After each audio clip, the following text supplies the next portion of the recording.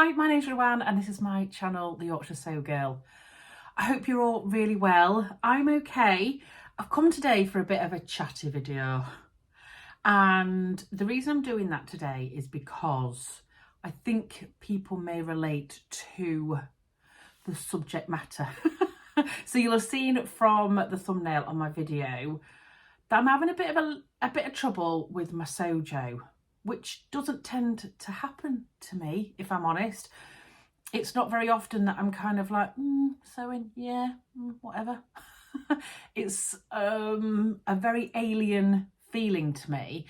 And my lovely Rachel from Stitched Up mentioned it as well a couple of weeks ago on her vlog. And yeah, I'm feeling a little bit of the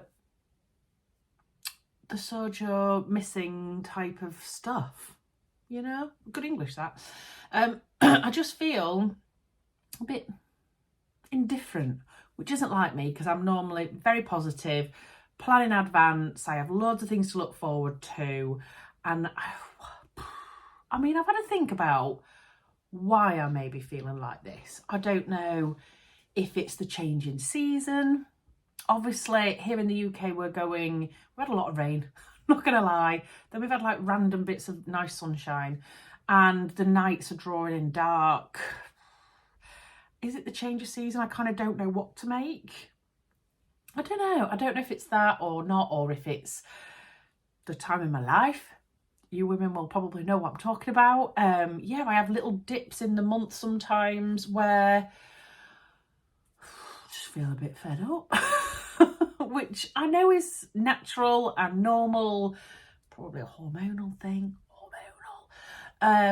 but yeah, it's a bit alien to me, so it feels strange. Like, I've made quite a lot of plans of what I want to make, and then I've kind of got bored of those plans immediately, or I've made maybe 2 out of the 6 plans and I'm like, not bothered about the rest. And I'm kind of questioning myself and thinking, what is going on? The other thing is, excuse me, this weekend is a Scottish Frock Tales and I'm not going. Well, there's a story to tell you. I'm going to tell you because it won't matter by the time this video goes out. I'm not supposed to be going to Scottish Frock Tales, and the reason for that is my husband dared to be born this weekend.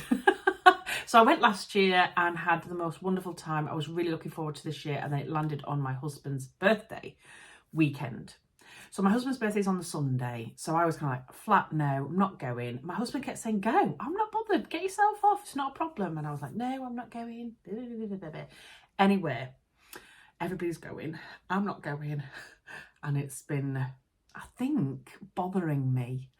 So I went into work yesterday. I've got the most amazing work colleagues, by the way. We're very close friends, and basically had a meltdown about life in general. And they were like, is this because you're not going to Frock Tales? I don't know, is it? I don't know. They were like, why don't you just, see if you could get a ticket? I said, oh no, they're all sold out. They're all sold out. And then I contacted the ladies and they were like, yeah, sorry, we haven't got any spare tickets. We'll let you know if anybody drops out last minute, blah, blah, blah. Anyway, then gets another message later on saying, actually, someone's just told us that they can't go. There is a ticket. We think this is fate. And I was like, I can't go. I'll be a bad wife and blah, blah, blah, blah. Anyway, then I found out that I actually also was offered a spare bed in a hotel room because someone else had dropped out. So it was like all the stars were aligning.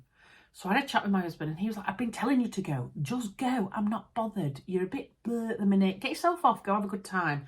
So I'm going. But my girls, Tamlin and Rachel, don't know.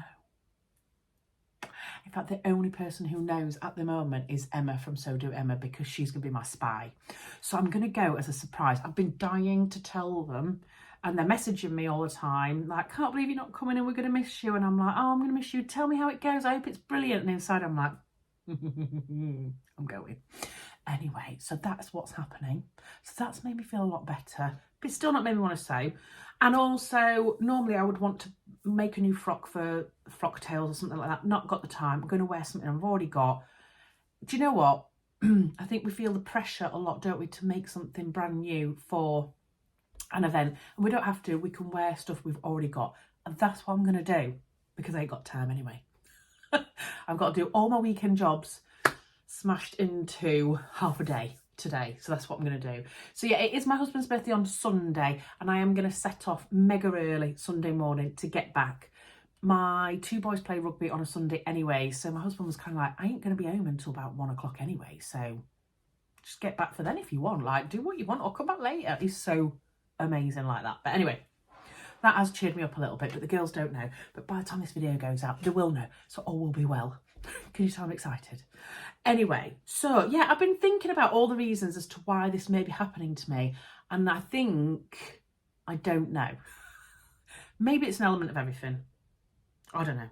Maybe it is. I don't know. Maybe it's because I'm not seeing lots of autumn patterns coming out yet with the pattern designers.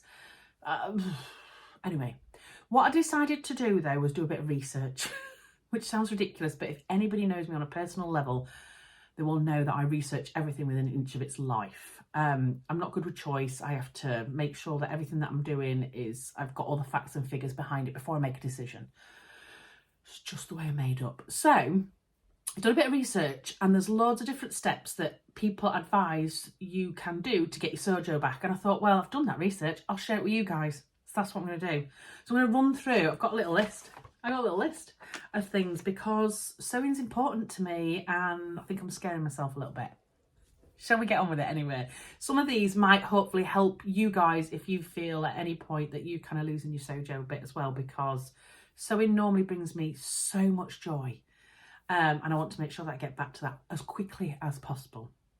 So the number one advice, which I'm not doing very well at the moment, is basically just stop resisting. Just go with the flow. Don't worry about it. It'll come back at some point. That I'm having trouble with, but I get and understand the reasoning behind it. Sojos do come and go, I know that. It's just not happened very often for me. So I think sometimes the more we then panic about it, it's a bit like when you're having a sleepless night, isn't it? And you're kind of thinking, well, if I go to sleep now, I'll have 6 hours sleep. If I don't go to sleep, blah, blah, blah. Actually, you'd be better just letting it all go. You'd probably drop off to sleep peacefully. So I think it's going to be a little bit like that. So maybe I just need to take a step back, take a deep breath, and just accept it for what it is.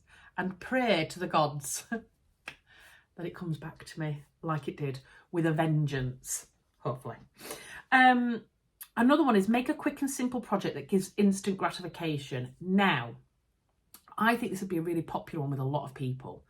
You know, you could make a nice t-shirt, pair of pyjamas, really super quick, particularly if you're going to work with jersey or something like that, straight on your overlocker. For me, though, I don't think this will work. And the reason I say that is because I've mentioned before that my favourite projects are projects that make me think a little, that have got quite a lot of steps. The quick, instant, knock that up in an hour, I don't mind doing it, but it doesn't bring me that much satisfaction. So although it might be quite nice that I've knocked something up, I just don't think that would kind of motivate me that much. But I've mentioned it because I know it probably will do for a lot of people.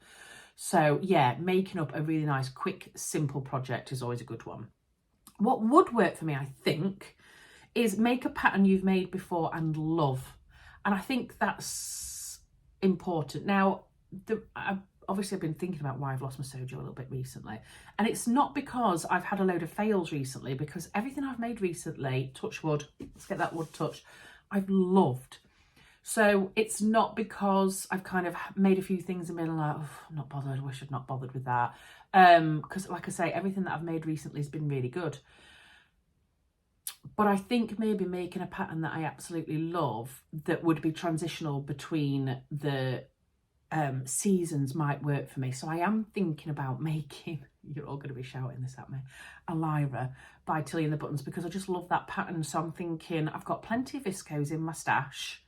I could just go pull a really beautiful fabric that I absolutely love that would be suited to the autumn months.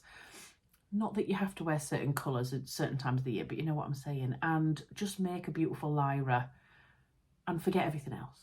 So that is something that I think might be quite key for me on a personal level.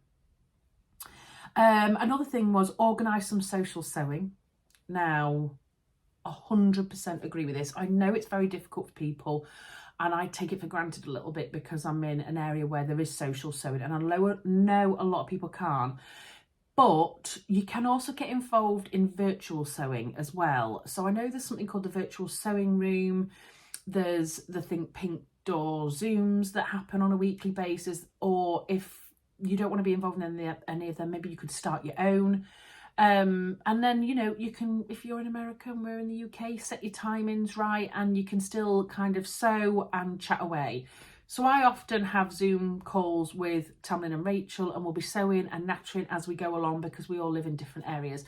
And it is really lovely and really motivational as well. So I very luckily am going to Sew Tune to Tamlin's Sewing Social a week on Sunday. So that'll be really lovely as well. I'm really looking forward to that actually. I haven't been to one for ages. So it's a time to pack up your sewing machine, crack on. Excuse me.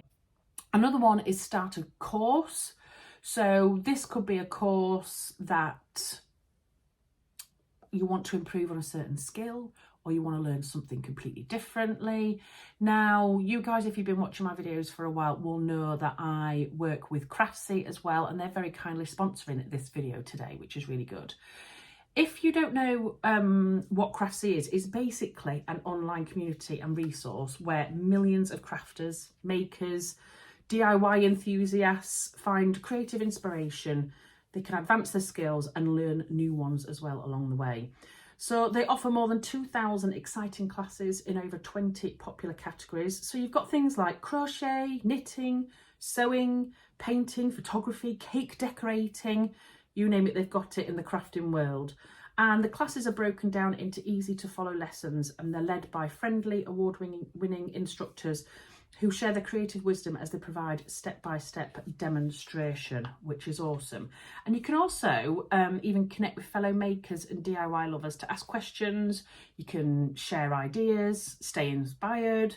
And as a member as well, you'll also have access to Craftsy's live streaming tutorials where their expert instructors kind of share their tips, answer questions and engage with the Craftsy community in real time. So that could be something that would work for you as well, because then you're kind of interacting and you're getting, I don't know, maybe some of that stimulation that sometimes us as sewists don't have because we're quite isolated, aren't we, in a solitary hobby. So I think something like that would be really good for people. And if you've been following me, you'll know that I was doing the Quilting 101 course by Libs Elliott. Never made a quilt before in my life. Really, really enjoyed that. So I was having a look through when somebody had kind of suggested learning a new course, and I went on to Craftsy and was having a really good look at what I could do, and something jumped out to me, and I wrote it down actually because I was like, that's interesting. And it's the 7 Days of Drawing by Patricia Watwood. Now, I mentioned before that I would love to do drawing. I'm dreadful at it. I mean, you guys that watch my channel will probably know that from when I show you the drawings I do of the garments in my project logbook. But I'd love to improve. But it's basically just 20 to 30 minutes of drawing per day. And this is what it said. And I was like, that sounds like it's something I might need right now. So it says it helps build skills, but it also is a meditative, calming experience that can free your mind and open you up to new ideas. And all you need is a sketchbook and a pencil, which I've got. And I just thought, do you know what? That whole calming my mind thing will then hopefully open me up to new ideas, even from a sewing perspective. So I think I'm going to give that one a go.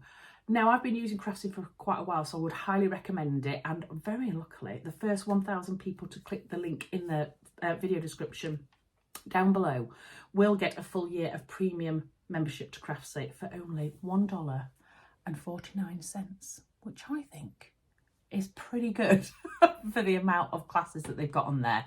So I'll pop everything in the description box below and you can go over and check that out. So thank you very much, Craftsy, for sponsoring this video. Right, what else can we do to help Sojo? So the other thing as well is reorganise your space and tidy up. This is key for me. I am one of those people that has to have a tidy workspace, and it is not tidy right now. Would you like to have a look? I don't normally show you this, but I'm going to just show you because real life people. That is my cutting desk. Hello. For some people that might not be bad, okay? It might not be bad, but for me, It's mega. And it's actually doing my head in. So every time I come into my sewing room, I'm like, oh, I need to clear all that out. I've actually got some bits and bobs as well on my ironing board. Anyway, I'm going to have a bit of a tidy up. And I think that will help me to come in and feel creative and feel that nice, peaceful, calm situation in my sewing room. Some people can literally thrive in chaos. I'm not one of them people, I'm afraid. De-stash, that's another thing as well. So if you've got a big stash, people are saying if you de-stash, again, it can kind of give you more motivation because you're looking through all of your fabrics as well and reminding yourself about some of the beautiful ones you've got if you have a stash. I know there's some amazing people that don't. But also you're clearing out any fabrics that maybe just aren't your style anymore. You bought them, I don't know, frivolously, like me, and now you're regretting your choices. Or you just got some stuff in there that you think, no, I'm not that bothered. So it says about doing a de-stash, and I have done that. And that's why there's loads of stuff on my table there, because my last video that I put out was part 3 of my de-stash. So I've been going and taking photos, writing down all the dimensions, that sort of thing, folding it all up nice and neatly. So there is big piles of de-stash fabric on there as well. So I need to get that done. So that's quite a good one to do as well, to try and clear things down, clear the clutter down a little bit, and also find a little bit of your sojo, hopefully, while you're going through that. So another one is reorganise your stash as well. So sometimes people like to do their stash by colours, by fabric type, by seasons. I'm wondering whether I need to do like a seasonal type of stash as well. Whether, you know, if I looked through now and looked at a load of my viscoses, the likelihood is I'm probably not going to want to make a lot of them up in the autumn. So anything that was really crazy, bright and bold, and I've got quite a few of those, I could put away, couldn't I? And just get all the fluffy, beautiful fleece cardigan knits, that type of thing out. I have got some of those under my bed because I don't put them in here because they take up so much space. And I'm wondering whether I pack a few of my viscoses up and I get some of the more autumnal, warmer fabrics out and pop those in there so that it can kind of inspire me a little bit. So that's a possibility. Go fabric shopping, people have suggested. That's always a good one. I'm hoping that I'm going to get to Glasgow in time to go to Sew Confident while I'm there. Don't know if that's going to happen though. Gonna have to play it by ear. But I'm hoping I'm going to get to go and have a look around there. Their fabric shop when we went last year was much smaller. It's bigger now. And they had, even though it was small, they had a beautiful selection of really good quality fabrics. And I'm wondering if I just need to go stroke some fabrics. Maybe that will work for me as well. I don't know. Get some inspiration from the high street. So you might not want to sew. So instead of the time that you use sewing, go out onto the high street, not necessarily with the intention of buying any ready to wear, although that's absolutely fine if you wanted to, and go see what's out there at the moment. Because I know for myself personally, when I have got more and more into sewing, I've gone shopping less and less. Now, I used to be a big shopper. I could go to the shops and get kicked out at the end of the day because I'm still going. But now I just don't have much of a need to do that because I make my own clothes. However, when I have popped somewhere and I've kind of gone past, particularly like Marks and Spencer's, that sort of thing, I'm like, oh, that's nice. Oh, that's really nice. And I actually bought a ready-to-wear dress the other day. It's a denim dress from Marks and Spencer's and I couldn't believe it. I was like, oh. But there was loads of stuff in there that I was like, oh, I like that. Oh, I've not thought about that. I've got fabric that I could make that with. So I think sometimes doing that is a good thing as well. Sorry to point. I can't help it. I don't mean to be rude. I think sometimes that's a nice thing as well. Get out into the high street, see what's out there, and you might be inspired and still be able to make your own version of it as well. Make some exciting plans, people have put. And that is, for me, a big bonus. So I wasn't going to Frock Tales. I can't go to Angela from Devon Thread Tales Frock Tales next March because we'd already booked to go to the Stitch Festival and it's too close and it's so far away that I just, from a monetary point of view and a time with my family point of view, don't think we can commit to that one. We're supposed to be going to the Knitting and Stitching show in Ali Pali and then we ended up cancelling because of all the train strikes, which they've now cancelled. But we'd cancelled our accommodation, you know, things like that. But going to some of these events can be really motivational. So if you've got something that's kind of in your area, even if you're unsure, and even if you think, well, I've got no one to go with, go on your own. I promise you, you will love it. And you can always connect with people like on Instagram that might be saying that they're going, and just message them and say, fancy meeting up for a cuppa, were you there? You might make a lifelong friend like I have with the lovely Tamlin and Rachel. So you can do that as well. Maybe so for others to give your mind a rest. I'm laughing at myself there.